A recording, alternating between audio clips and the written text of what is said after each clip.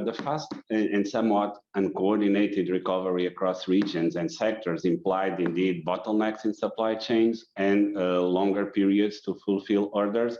Let me also add, in terms of the UK, that Brexit is probably not helping a lot, at least not always.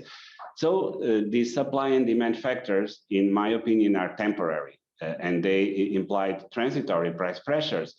In fact, most of the causes of higher prices are temporary. Being it energy, as you mentioned, a year ago, prices were rock bottom, and now, of course, they are recovering quite substantially.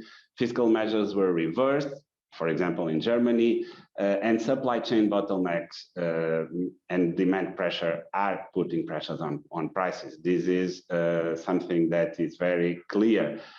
We need to study, analyze, and gather more data, and finally disentangle the different drivers of this process. As central bankers, of course, this is our core business, and we are following this very, very closely, as you can imagine. Let me also add, if I may, that national governments are the first line of defense against some of these factors, but I insist coordination at the European level is relevant. So the EC stance on energy will be key on this. On a more positive tone, but also require action, climate transition cannot be at stake because of these price pressures. The ECB stress test clearly stated very recently that a slower climate transition will be more expensive and more destabilizer.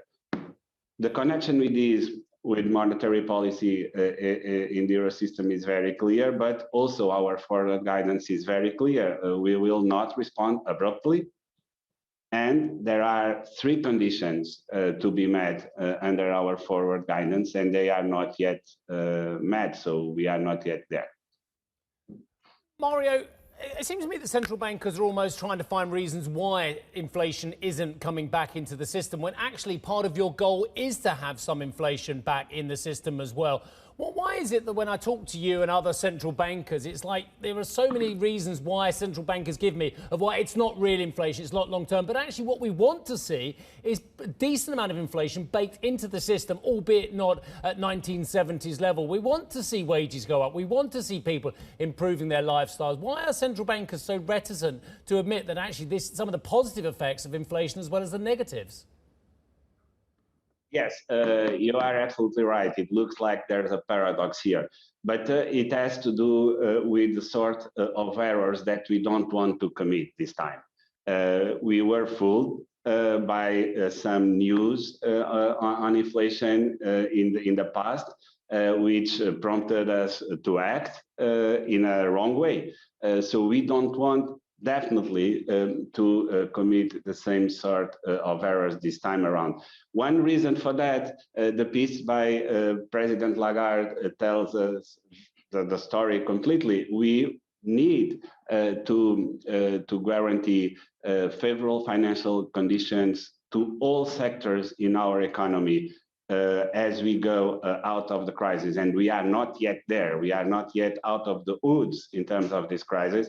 So we need to be very, I would say, even more conservative in the way we tackle this issue, and we consider the information we need to, as I mentioned, we continue to gather in order to be able to act.